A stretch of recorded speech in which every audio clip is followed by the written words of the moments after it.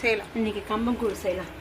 நான் ஒரு இந்த கப்பால் 1 கப்பு கம்பு எடுத்து கழுவிட்டு ஒரு 10 நிமிஷம் ஊற வச்சேன்.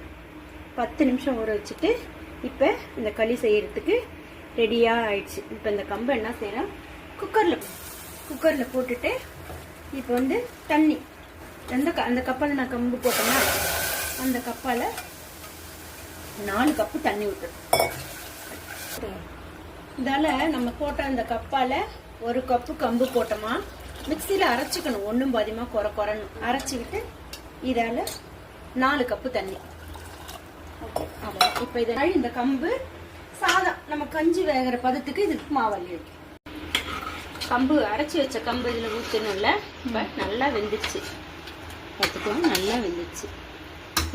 இப்ப மாவு நம்ம 4 இந்த கப்பால 1 கப்பு கம்பு போட்டோம், 4 கப்பு தண்ணி வச்சோம்.